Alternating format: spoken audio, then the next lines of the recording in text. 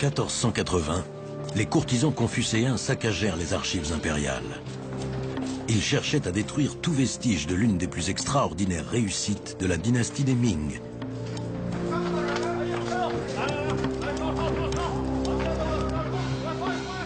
Les journaux de bord de la flotte des étoiles, la plus grande armada de vaisseaux en bois jamais rassemblés, furent réduits en cendres.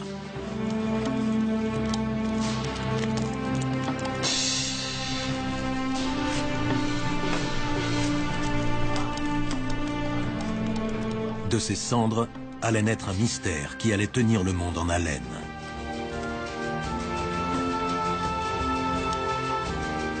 Jusqu'où la flotte de la Chine impériale avait-elle repoussé les limites du monde connu? Était-il possible qu'elle ait pu atteindre l'Amérique avant Christophe Colomb?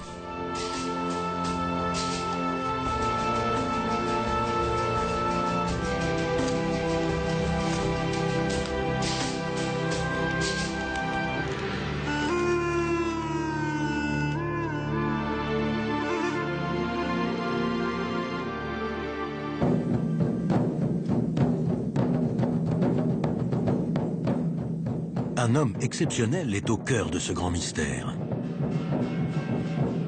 Il s'appelle Zheng He. Il fait toujours l'objet d'une véritable vénération dans certaines régions d'Orient. Ce fut un héros en Chine autrefois.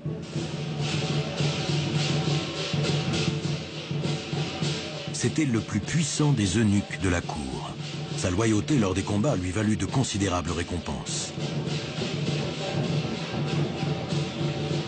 L'empereur le nomma amiral de la flotte des Ming. Au cours de 30 années tumultueuses, sa flotte de 300 navires et de quelques 28 000 hommes entreprit 7 voyages épiques. Jusqu'à récemment, cette épopée n'avait pas retenu l'attention, et peu de gens en avaient entendu parler en dehors du pays. Mais en Chine, certains conteurs traditionnels n'ont pas laissé sombrer dans l'oubli les exploits héroïques du grand Zheng He. L'empereur a dit « Qui est volontaire pour prendre la tête de cette entreprise et se rendre en Occident comme maréchal de mes troupes ?» Zheng He, il est reconnu pour sa bravoure. Il a du génie. Il est trop vieux, quel dommage. Moi je dis, plus le gingembre est vieux, plus il est épicé.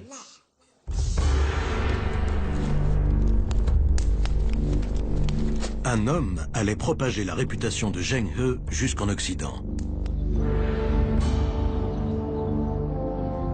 En 2002, un commandant de sous-marin à la retraite, du nom de Gavin Menzies, donna une conférence qui fit sensation à la Société royale de géographie à Londres.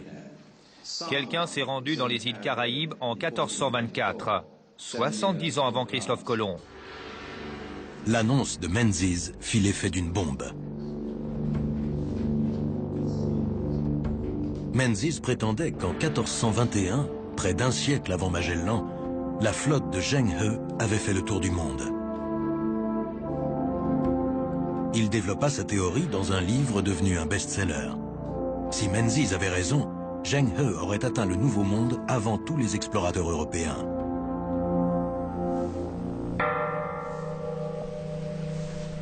Pendant des années, la tombe de Zheng He à Nanking est restée pratiquement ignorée.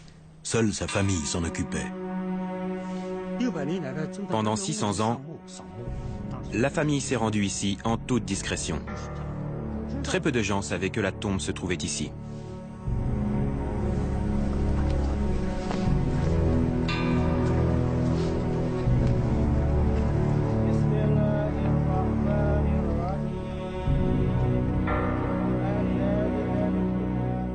L'envergure des 7 voyages de Zheng He fait maintenant l'objet d'un intérêt et d'une polémique considérable.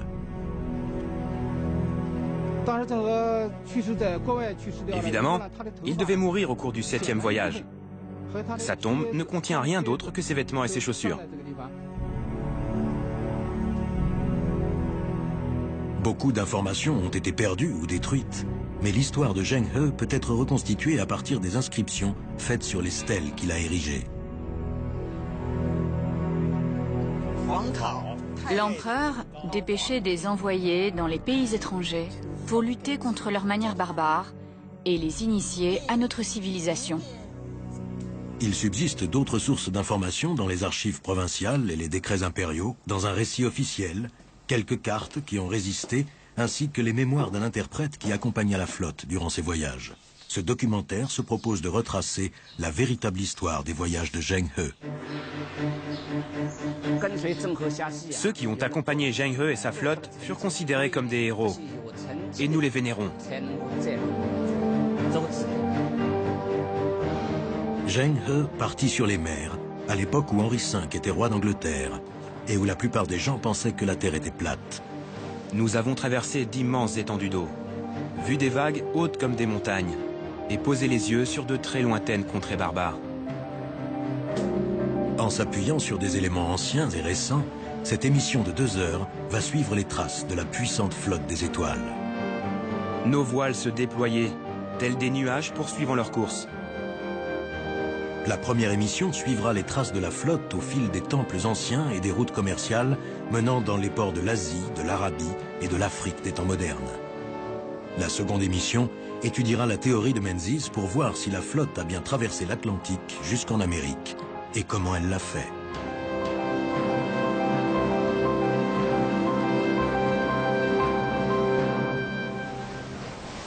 C'est presque par hasard que Gavin Menzies est tombé sur l'histoire de l'homme dont il pense qu'il fut le Christophe Colomb chinois.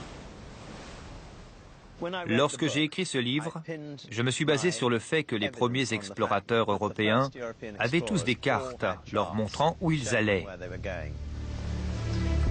Colomb avait une carte des Caraïbes. Magellan avait une carte du monde. Donc quelqu'un avait découvert le monde avant les Européens.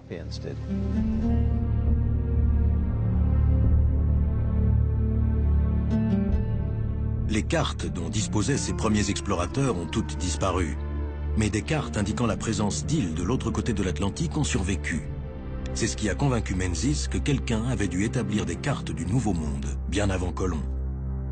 Il a d'abord pensé que ça devait être les Portugais.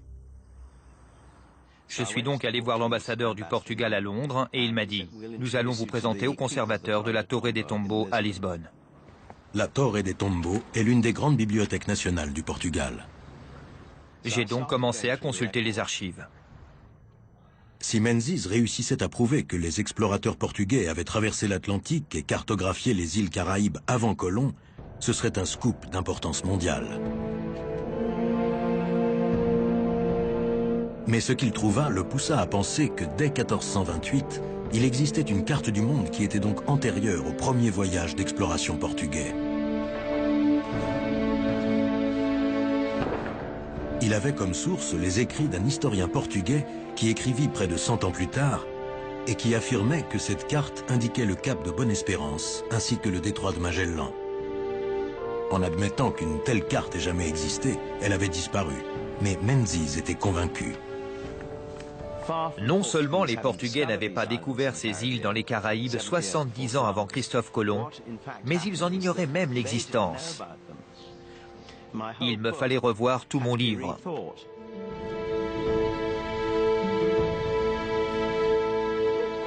Des années de recherche en vain.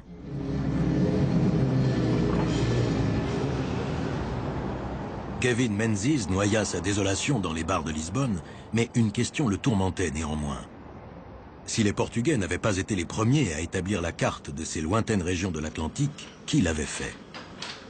En France et en Angleterre, c'était la fin de la guerre de 100 ans. Et ces deux pays étaient ruinés. Venise était en plein chambardement politique. Il n'était donc pas dans le coup. Ce ne pouvait donc être que la Chine. En 1402, la Chine avait des siècles d'avance sur l'Occident, en termes de connaissances et de technologie. C'était l'époque de la dynastie des Ming, qui régna de 1368 à 1644. Le troisième empereur des Ming venait juste de s'emparer du trône et souhaitait ardemment asseoir son autorité sur l'immense pays et l'imposante bureaucratie d'État sur lesquels il régnait désormais. Ce tableau représente bien la prospérité de la capitale de l'Empire Ming. Zhou Di se considérait comme un grand empereur. Il voulait surpasser tous ses ancêtres et édifier le plus grand des empires.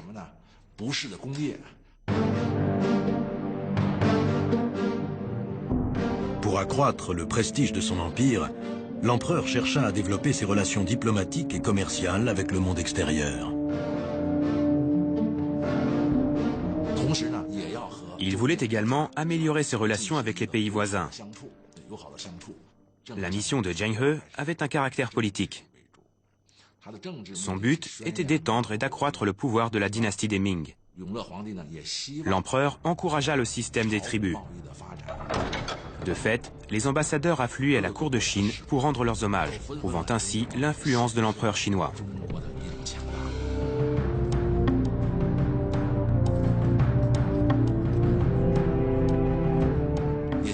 Vous nous versez votre tribut et nous vous accordons des privilèges.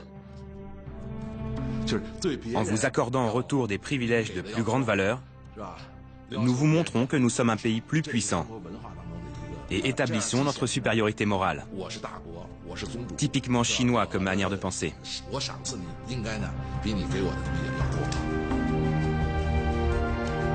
Ces courtisans confucéens à l'esprit conservateur lui déconseillèrent de mener une politique étrangère ambitieuse et expansionniste. Ils maintenaient que la Chine devait se suffire à elle-même en tant que puissance terrestre et devait tourner le dos aux barbares venus de par-delà les mers.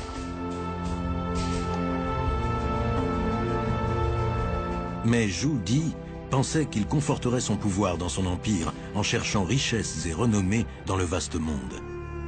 Donc, en 1403, il donna ordre de construire une grande flotte.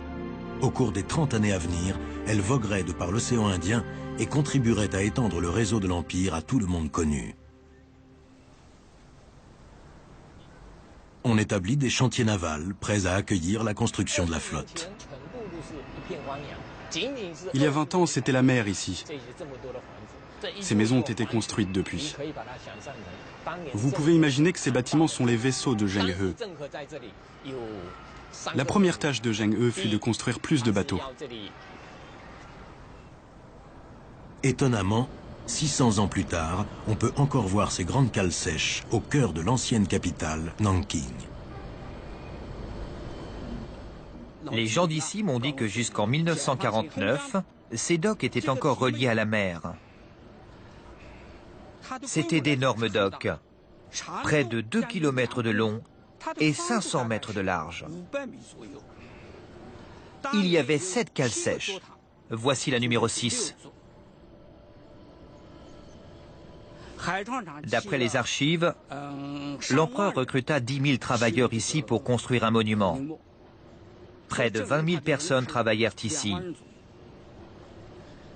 Cela a dû être un spectacle extraordinaire.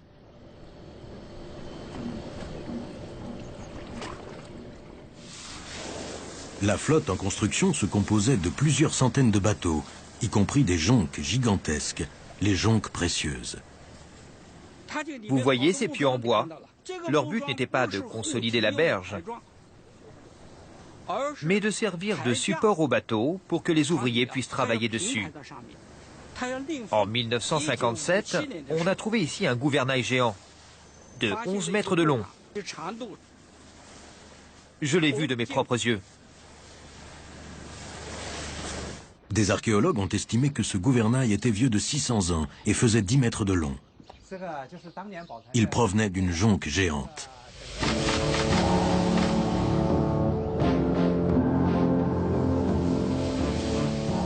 On peut lire dans les archives des Ming que ces bateaux faisaient 44 jambes de long, ce qui donne le chiffre colossal de 120 mètres de long, 5 fois plus que le vaisseau amiral de la flotte de Christophe Colomb. Les jonques précieuses faisaient 50 mètres de large et plus de 100 mètres de long, d'après les archives. D'aussi grands bateaux ont-ils vraiment existé? Je le pense. Fujian a un long passé de chantier naval. On disposait de très bons matériaux, du bois de pin et autres conifères. Des 200 bateaux que Zheng He a dû faire construire, les plus grands ont tous dû l'être ici.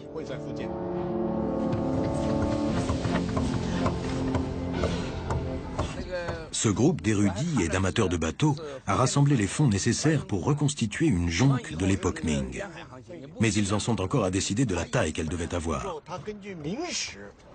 La plus grande jonque précieuse ne faisait pas plus de 60 mètres. Trop petit, beaucoup trop petit.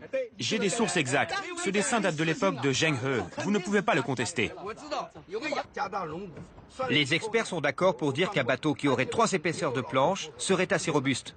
Et de même pour la quille. Nous l'avons vérifié et revérifié. Avec la technologie et les matériaux dont nous disposons aujourd'hui, c'est difficile de construire un aussi grand bateau. Mais nous ne pouvons pas dire que c'est impossible. Nombreux sont ceux qui pensent que la construction de bateaux de 150 mètres de long était faisable grâce au principe des cloisons multiples. Dérivé de la façon dont le bambou se développe par section, ce procédé utilisé par les Chinois donnait des bateaux très résistants. En 1407, l'eunuque Zheng He fit construire de gigantesques bateaux pour aller jusque dans les océans à l'ouest. Le ministre de la guerre voulait que 100 des bateaux de la flotte soient construits dans la province de Fujian. L'année d'après, il en commanda 5 autres de très grande taille.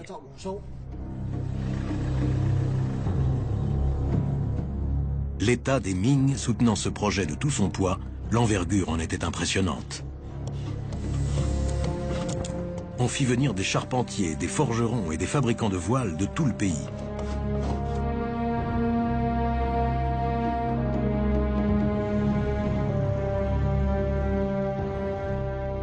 Les archéologues ont mis au jour les vestiges des nouvelles technologies qui furent utilisées. Comme ce fut le cas pour le Titanic, des cloisons délimitaient des compartiments étanches dans la cale des bateaux. La coque était recouverte d'une triple épaisseur de planche pour une plus grande résistance. Les grandes jonques précieuses étaient dirigées par cette grande invention des Chinois, le gouvernail de poupe, et il n'y avait pas moins de 9 mâts pour porter la voilure nécessaire à les faire avancer. Les bateaux de la flotte de Zheng He étaient de très loin supérieurs à ceux de Christophe Colomb, Fernand de Magellan et Vasco de Gama.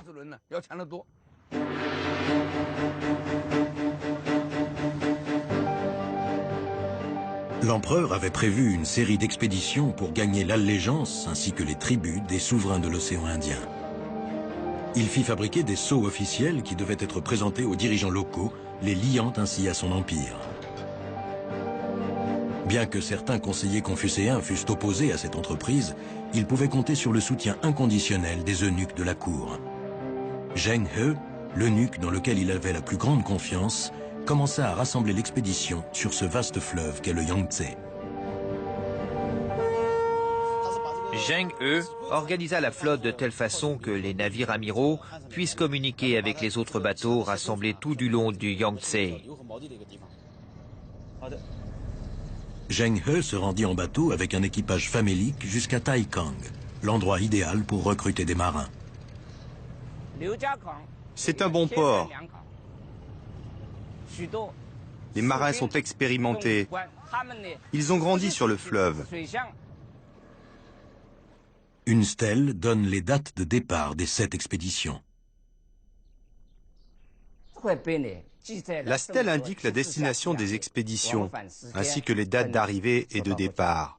Elle indique clairement que Zheng He partit d'abord du port de Taikang. Zheng He recruta les principaux membres de son équipage dans les communautés de navigateurs arabes musulmans de la province de Fujian. Les Arabes y avaient été attirés par le commerce.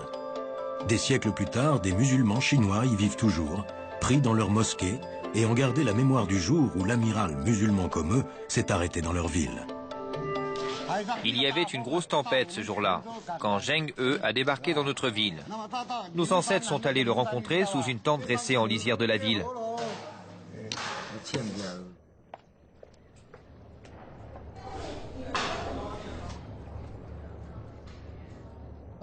Ils bavardèrent et jouèrent aux échecs, comme de vieux amis. Il séjourna 2 jours dans notre village, mais je n'ai pas plus de détails. Non, c'était pour recruter des marins et des professionnels pour sa flotte. Le voyage avait l'air trop dangereux, mais il nous a convaincus le temps d'une partie d'échecs.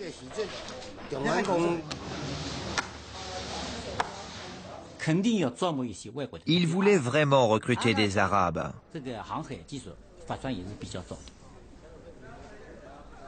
Les Arabes avaient une grande expérience de la navigation.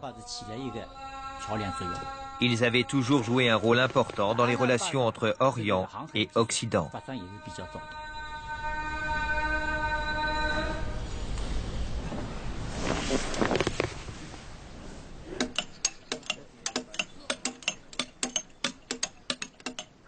Les tombes des deux hommes avec qui Zheng He joua aux échecs sont toujours là. À l'époque de sa visite, il y avait plus de 10 000 Arabes vivant et faisant du commerce dans les grands ports de Chine. À l'automne 1421, Zheng He était prêt à prendre la mer pour le 6e de ses 7 grands voyages. Tout ce dont il avait besoin, c'était des vents favorables. Sa flotte avait besoin d'un vent de nord. Il commença à souffler en novembre.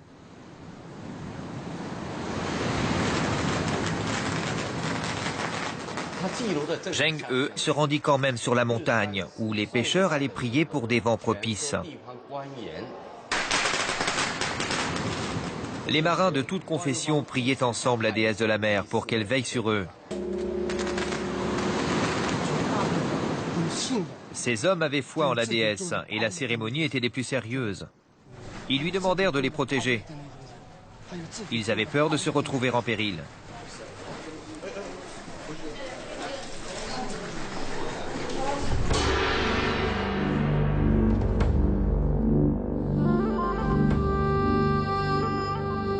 À la fin du mois de novembre 1421, les vents tournèrent enfin et l'amiral Zheng He ordonna à sa grande flotte de lever l'ancre.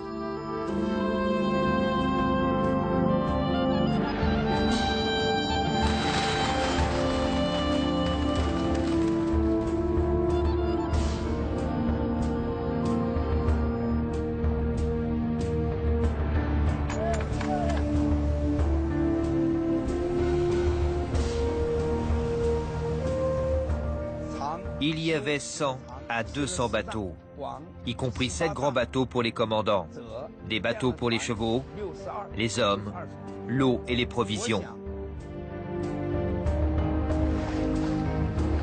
Il y avait environ 30 000 personnes. La majorité d'entre elles étaient des militaires. Un témoin de l'époque raconte qu'il fallait de 2 à 300 hommes juste pour s'occuper du gouvernail, des voiles et de l'ancre. La seule flotte de Zheng He ridiculisait par sa taille l'ensemble des flottes existantes en Europe à l'époque. Nous sommes en route pour les contrées barbares. La seule crainte qui habite la flotte tout entière, c'est de ne pas réussir. Si tous les hommes servent bien leur prince, alors nous réussirons.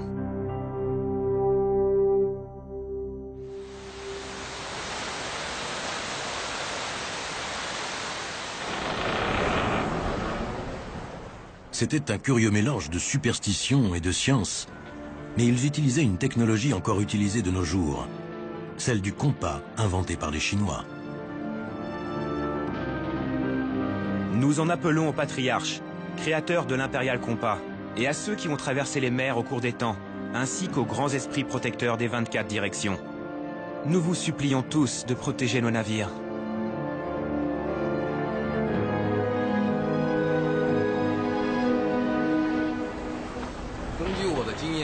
Bien que les journaux de bord et autres archives aient été détruits, il nous reste l'une des cartes de Zheng He. En ce qui concerne la nature même des cartes, elles étaient destinées aux marins. Les gens pensent qu'elles sont à l'envers. Il n'y a ni latitude ni longitude. Mais la carte indique en son centre le parcours effectif du bateau.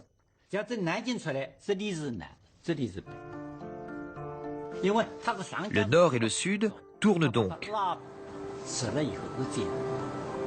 La flotte quitta le port de Taikang en se dirigeant vers l'est, puis le sud-est pour atteindre la pleine mer. De nos jours encore, on pourrait utiliser cette carte pour naviguer jusqu'en Inde et en Afrique. La carte de Zheng He qui nous est parvenue ne constitue que l'un des indices qui nous permettent de retracer la route qu'il suivit alors.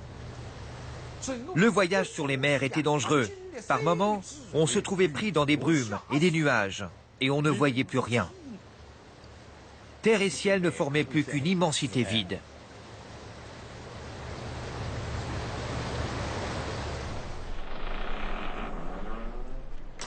La flotte disposait de son propre historien à bord, Ma Wan, un traducteur qui devait faire le récit de ses expéditions. J'ai accompagné l'expédition partout où elle est allée, sur je ne sais combien de milliers de milles. J'ai traversé toutes ces diverses contrées, avec leur climat, leur saison, leur topographie et leurs peuples différents. Je suis incapable de fioritures littéraires. J'écris sur tout ceci d'une plume honnête, rien de plus.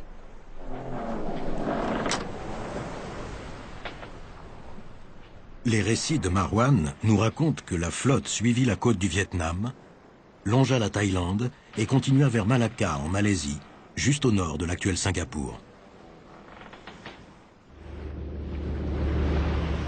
Cap à 120 degrés par 135. Le bateau est à la hauteur de Malacca.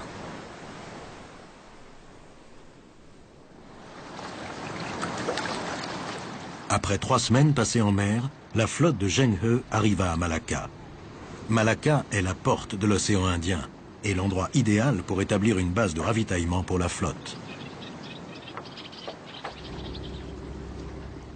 Lorsque les navires précieux arrivèrent ici, on érigea aussitôt une palissade, à l'intérieur de laquelle on en fit une seconde, comme les murs d'une petite cité, où l'on construisit des entrepôts et des greniers pour les céréales.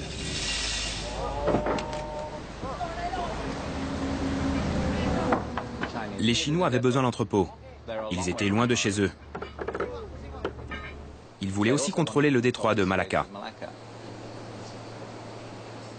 Si vous avez le contrôle du détroit, vous avez celui du commerce. Et c'était l'autre facette du projet de Zhu Di. Il lui fallait non seulement exercer une domination économique, mais aussi politique. Lorsque leur base fut menacée par une guérilla locale, ils soutinrent un chef rebelle du coin en faisant un roi fantoche.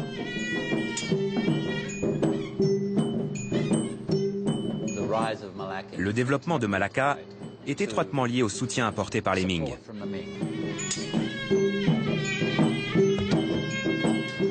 C'est grâce à cela que Malacca devint l'un des plus grands ports de commerce du XVe siècle.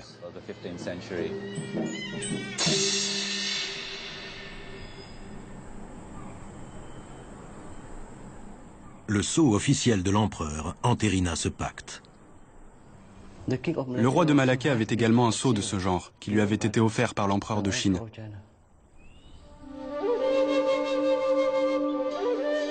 Les habitants de la région ont une version plus romantique de cette histoire.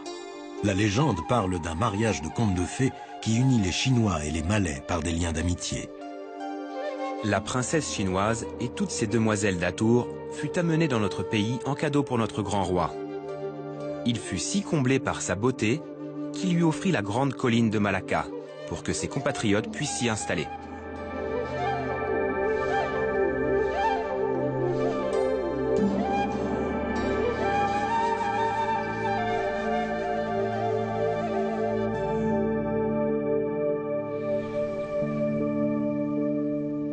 De nos jours, cette colline sert toujours à la communauté chinoise qui y a son cimetière.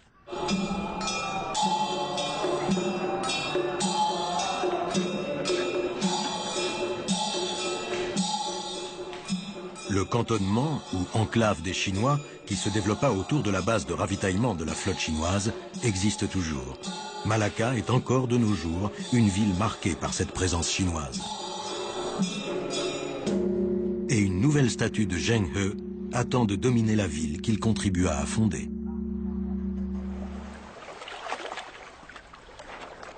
Ils rassemblèrent les provisions et les chargèrent sur les bateaux. Puis, ils attendirent que les vents soient favorables. Ils prirent la mer lors de la décade du milieu de la 5e lune.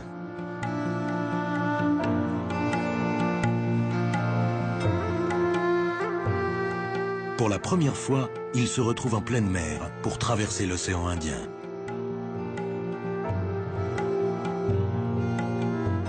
À Ceylan, le Sri Lanka de nos jours, Ils laissèrent une stèle de pierre portant des inscriptions témoignant de leur passage. Elle ne fait pas état de leur premier affrontement armé. Car bien que l'objectif premier de Zheng He fût d'établir leur pouvoir de manière pacifique, il était prêt à recourir à la force si nécessaire. La flotte fut menacée par le roi de Ceylan. Zheng He était prêt à prendre l'île de force.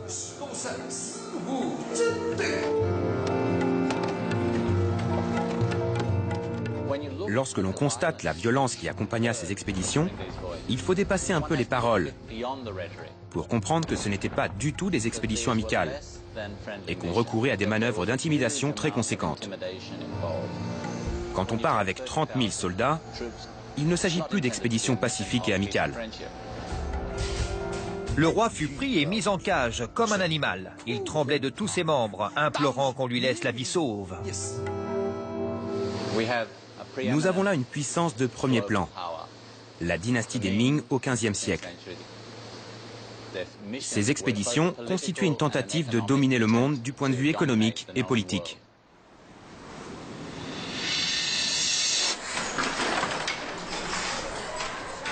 À la recherche d'un accès direct à l'océan Indien, les Jonques poursuivirent leur route, les cales pleines à craquer du produit des grandes manufactures chinoises, de la porcelaine et de la soie.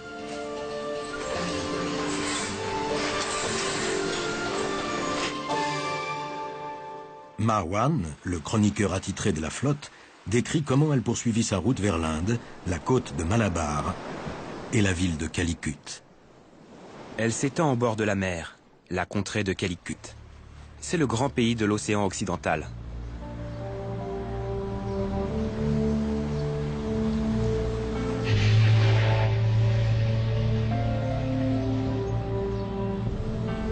La côte de Malabar était l'épicentre des échanges commerciaux dans l'océan Indien.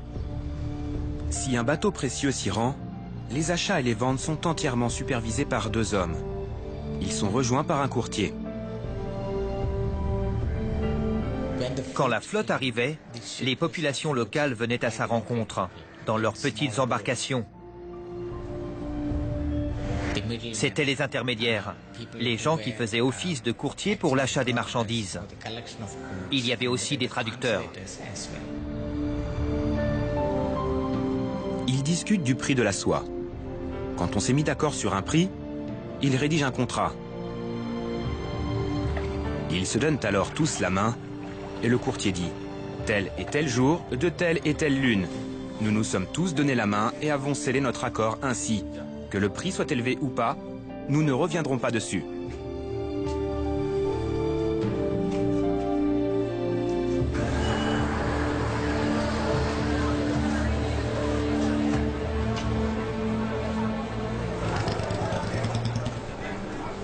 De nos jours, ça n'a pas beaucoup changé.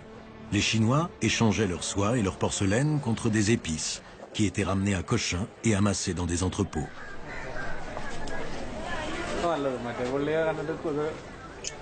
Aujourd'hui, les bouliers côtoient les ordinateurs.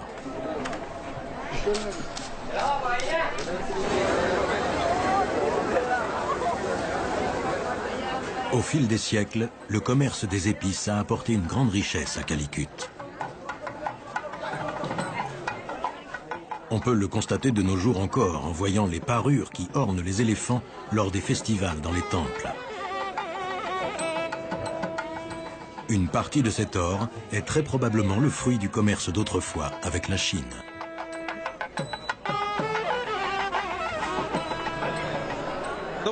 Il y avait un proverbe ancien qui disait que c'est en Chine qu'on gagnait de l'argent et à Cochin qu'on le dépensait. On disait ça. Donc la plus grande partie des épices partait de Cochin et on leur donnait de l'or. Vous voyez les ornements sur la tête des éléphants. Les revenus des gens de Cochin provenaient du commerce des épices parce qu'il n'y avait pas d'or en Inde.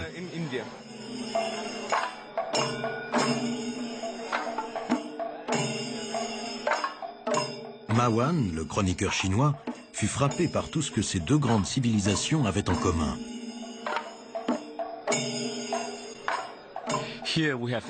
Nous avons là une pierre portant des inscriptions, déclarant à travers les âges que le voyage de ce pays jusqu'en Chine fait plus de 100 000 li. Et pourtant les gens sont très semblables, heureux et prospères avec des coutumes similaires.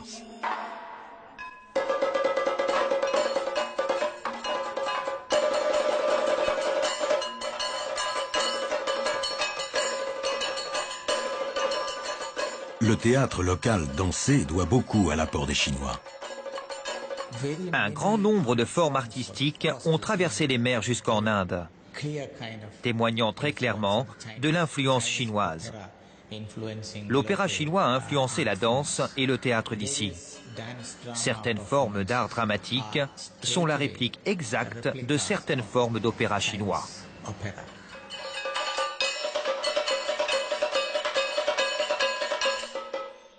L'histoire de la pièce de ce soir est celle du roi singe, un personnage mythique commun aux Indiens et aux Chinois.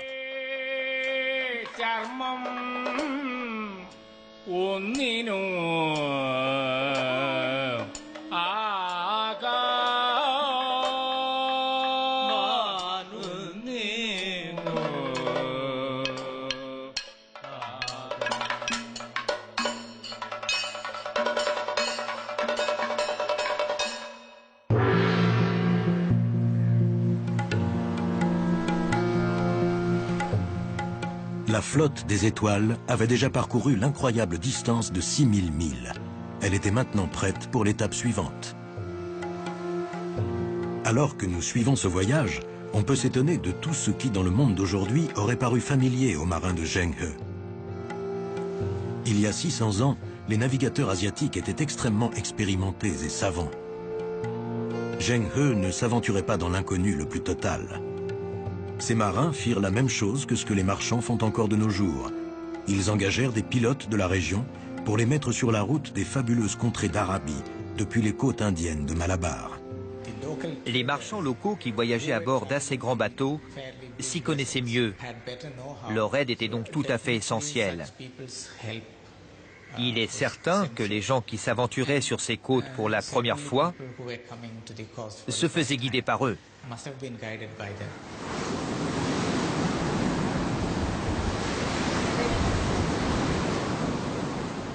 Ils auraient pris des pilotes, soit des Indiens, soit des Arabes pour faire la traversée, parce que le commerce était très développé. On se renseignait sur place, auprès des pilotes qui étaient disponibles, auprès des capitaines qui venaient d'arriver, ou qui attendaient de repartir en Arabie. Donc, vous posiez des questions pour savoir quel était le meilleur moment pour partir. Ils le savaient en arrivant, c'était facile de recueillir les infos nécessaires. La flotte des Ming leva l'ancre et quitta la côte indienne. Les Chinois avaient incontestablement besoin d'un peu d'aide.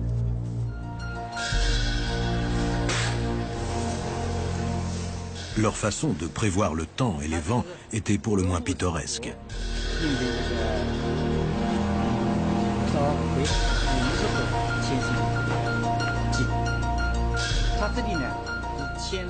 Heureusement pour eux, il y avait de l'aide toute trouvée.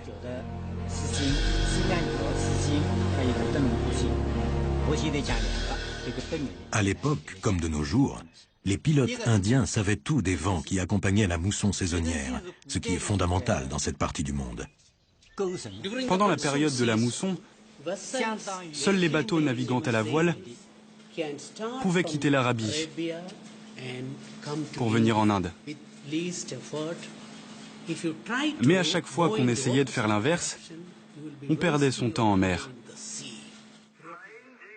La traversée de l'Inde vers l'Arabie aurait été prévue pour coïncider avec la seconde moitié de la mousson, quand les vents changent de direction. Les vents qui soufflaient dans une direction du sud-ouest vers le nord-est se mettaient à souffler dans la direction opposée, du nord-est vers le sud-ouest. C'est pourquoi les Indiens qui faisaient le commerce des épices prévoyaient toujours leur voyage de façon à ce qu'il coïncide avec les phases de la mousson. Les érudits chinois qui ont étudié les cartes qui nous restent de la flotte disent que les techniques de navigation de leurs ancêtres étaient remarquablement avancées. Nous avons encore 3 cartes marines concernant la traversée de l'océan Indien par Zheng He. Nous suivions le soleil de jour et les étoiles la nuit. Nous nous servions de la hauteur des étoiles pour déterminer la position du bateau, sa latitude. Pour aller de Calicut à Ormuz, dans le golfe Persique,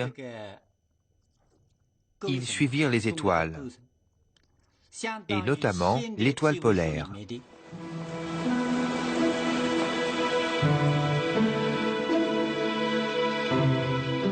Les navigateurs chinois se servaient aussi des connaissances des Arabes, les plus grands astronomes de l'époque. Si vous regardez les étoiles, nous savons comment ils déterminaient leur position en mer. Ils utilisaient un plateau carré, le kamal. Ils alignaient le bas sur l'horizon et le haut sur l'étoile polaire. À partir de là, ils calculaient leur latitude. Les Arabes étaient de grands navigateurs. C'était eux qui faisaient le lien dans tout l'océan Indien. Prenons 2 exemples. Le compas leur est parvenu de Chine, puis est arrivé en Europe. Le kamal est une invention des Arabes, mais nous l'avons adapté à nos besoins. Les Chinois et les Arabes utilisaient tous les mêmes techniques pour naviguer d'après les étoiles. Et après 4 siècles de commerce entre ces 2 grandes civilisations, il est devenu difficile de savoir qui a appris quoi à qui. Les Arabes avaient des manuels de navigation. Certains, en fait, étaient des poèmes. D'autres étaient juste des journaux de pilotes, grâce auxquels ils pouvaient dire aux navigateurs potentiels « Tel jour, vous pouvez quitter ce port si vous voulez vous rendre dans un autre ».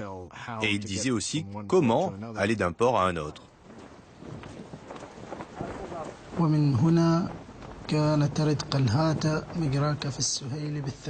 Ce recueil de pilotage arabe était écrit en vers pour aider les marins à mémoriser quelles étoiles les guideraient vers quel port.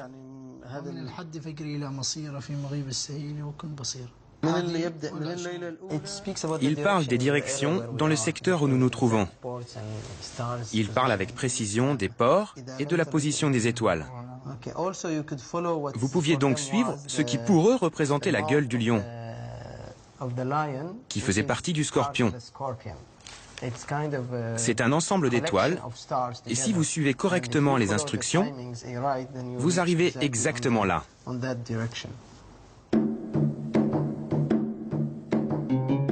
Poussée par les vents de nord-est de la mousson, la flotte des étoiles pénétra dans le détroit d'Ormuz, au cœur même des routes commerciales d'Arabie.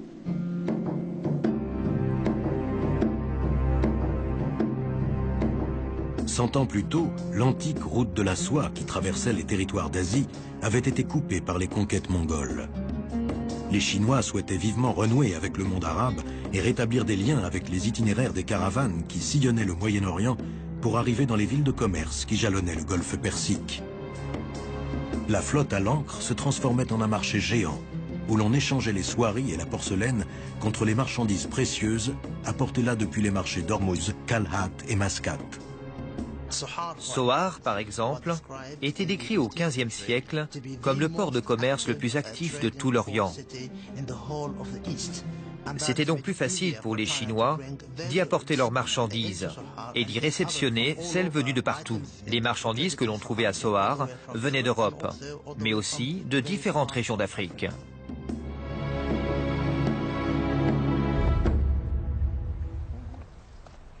Tom Vosmer est en train de faire des recherches dans un autre de ses ports, Kalhat, à Oman. C'est chinois, probablement du XVe siècle. Le rivage regorge de preuves du passage des Chinois dans le golfe Persique. Il y a 600 ans, ce port aurait grouillé de caravanes de chameaux et de marchands étrangers. Ils avaient probablement fait venir tout ça d'Ormuz, car les Chinois débarquaient une grande quantité de leurs marchandises à Ormuz. Et nous avons un lien bien établi avec Ormuz ici. Ils auraient jeté l'ancre là. Il y a en effet une baie. Nous avons trouvé beaucoup d'encre en pierre qui date de la même période, ce qui nous conforte dans l'idée que le port se trouvait ici.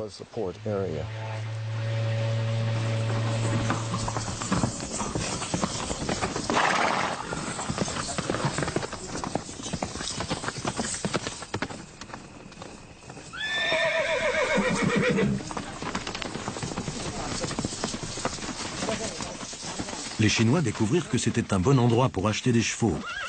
La perte de la route de la soie avait coupé la Chine de l'Asie centrale, juste au moment où des menaces venues d'au-delà de la Grande Muraille nécessitaient que la Chine trouve très vite de nouvelles montures pour ses cavaliers. À l'époque, les chevaux se vendaient environ 100 pièces d'argent. Et notre historien a découvert qu'un esclave mâle n'en valait que 5. Donc, la valeur d'un cheval était colossale ici, et les gens tiraient beaucoup d'argent de ce commerce. Les Chinois étaient ouverts au savoir des scientifiques arabes, qui à l'époque étaient les plus savants du monde. Les Chinois avaient dû affronter des épidémies de peste peu de temps auparavant. Et les médicaments faisaient partie de leurs priorités.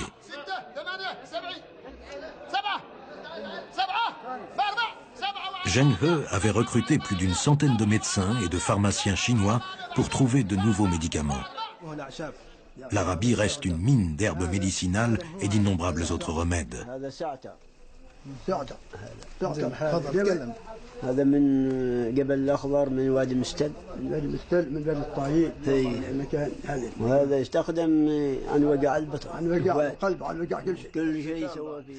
Il a dit que ça vient du Djebel Ardar et c'est utilisé pour les maux d'estomac et pour le cœur.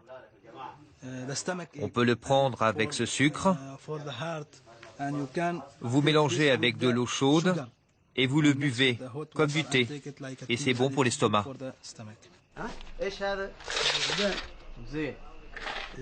La myrrhe, le cinabre, l'encens et le styrax étaient traités, séchés et mis dans des urnes pour le voyage de retour.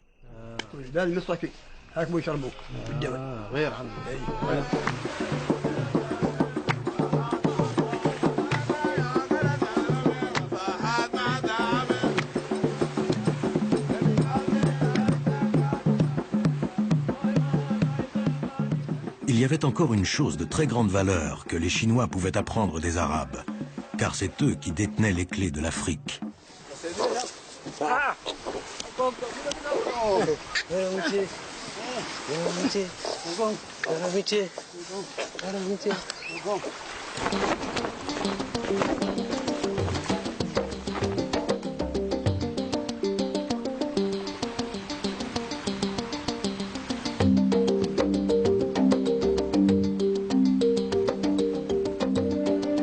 Les Chinois connaissaient l'existence du continent noir de longue date, et des siècles auparavant, les marchandises chinoises avaient atteint ces rivages à bord de voiliers arabes. L'objectif avoué de ce 6e voyage était de ramener les ambassadeurs de villes africaines qui s'étaient rendus en Chine précédemment. Mais la fascination pour l'Afrique allait beaucoup plus loin. Les navires arabes faisaient le commerce de l'or et des esclaves depuis des siècles. Mais à l'époque de l'arrivée de la flotte des Ming, on était mûr pour un autre genre d'échange.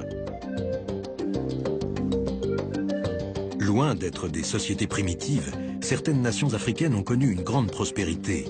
Et la côte était jalonnée de villes édifiées en pierre.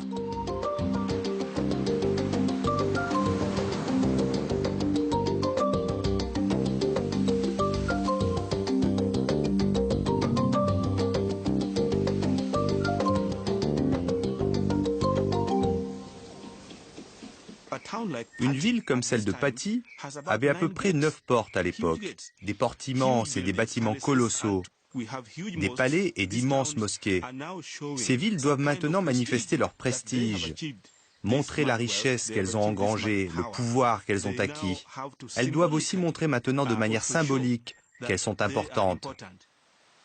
Pour les souverains africains, la porcelaine bleue et blanche des Ming, raffinée et exotique, devint le meilleur moyen d'affirmer leur statut.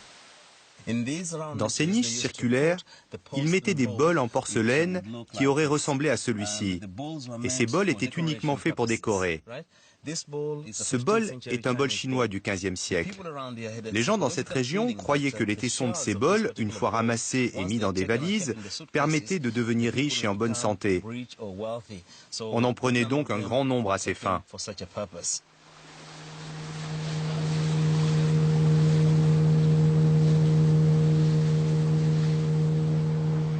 Les fonds traîtres au large de la côte africaine firent de nombreuses victimes parmi les navires de commerce chinois.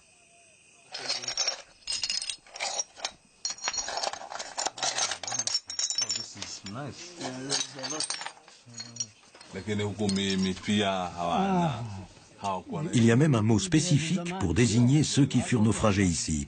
Ce sont les Famao. Au large de la côte du Kenya se trouve une île où on peut encore trouver des descendants de ces naufragés chinois. Leur histoire s'est transmise de génération en génération grâce aux gardiens des légendes du village. Elle fait partie d'une des familles de Chinois. Elle n'habite pas loin et il peut nous y emmener. Il connaît la famille.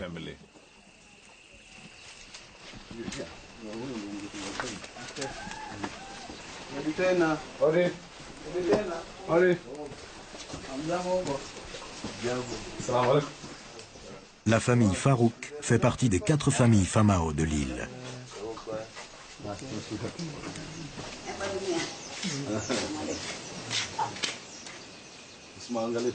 Bibi pense que son ancêtre naufragé venait de Chine.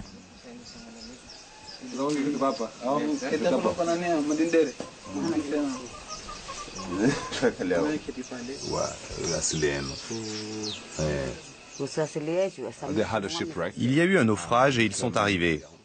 C'était à Shanga, puis ils sont venus à Siou et ils se sont mariés avec des femmes d'ici. Et même maintenant encore, le prénom de sa mère, c'est Sofina. Ce qui veut dire qu'il y a eu un bateau, un dhow, qui a sauvé ces gens du naufrage pour les conduire ici. Et maintenant, ils sont les descendants de ces Chinois qui ont été naufragés.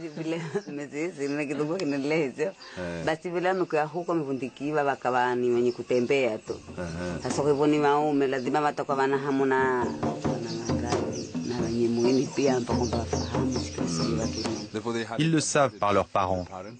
Et c'est l'histoire de la ville. Tout le monde au village connaît l'histoire du naufrage.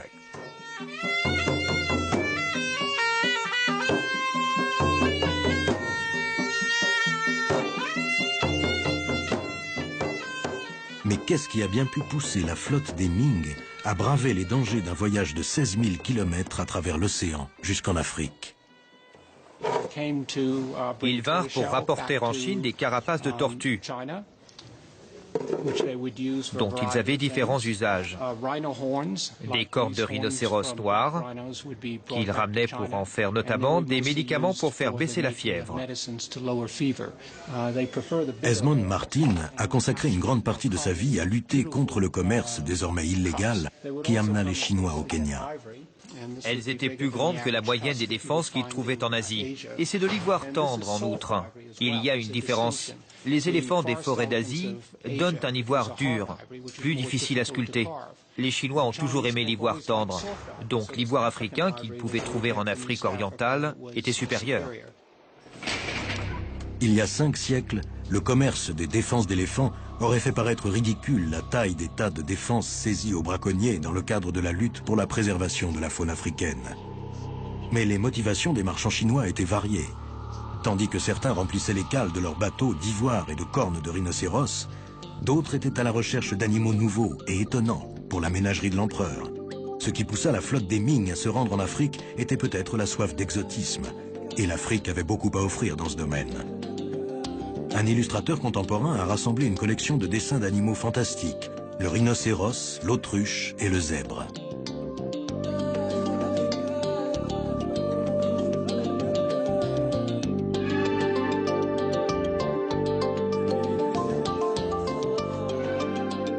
Et ici, dans la savane, ils ont rencontré le plus magique d'entre eux, un animal si étrange, si inhabituel qu'il semblait correspondre tout à fait à la description de la légendaire licorne céleste, l'équivalent chinois de la licorne.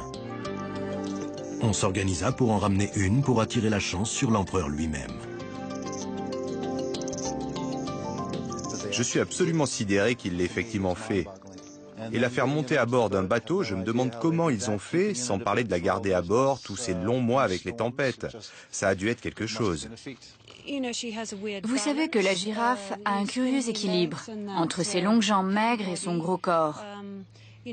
Vous avez peut-être remarqué, quand les girafes galopent, elles se jettent vers l'avant pour ainsi dire, et ça leur donne ce mouvement de bascule.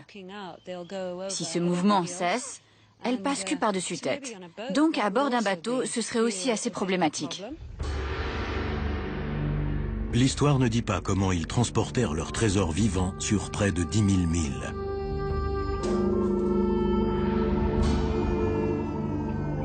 Mais 3 mois plus tard, tout le palais impérial était médusé à la vue de la girafe.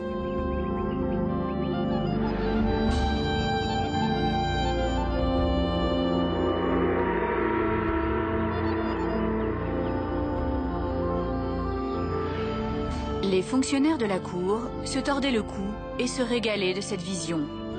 Ils tapaient du pied lorsqu'ils prenaient peur et ils sursautaient. Ils se disaient qu'on n'avait jamais vu chose pareille de par le monde. Et certainement pas en Chine.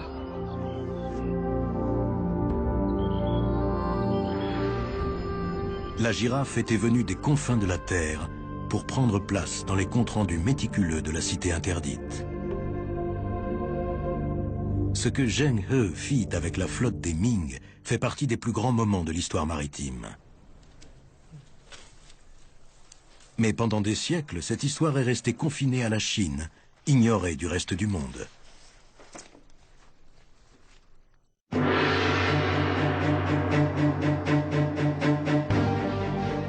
La deuxième partie de l'émission se penchera sur cette théorie surprenante selon laquelle les navigateurs chinois allèrent au-delà des limites du monde connu, traversèrent l'Atlantique et découvrirent l'Amérique en devenant les premiers à faire le tour du monde.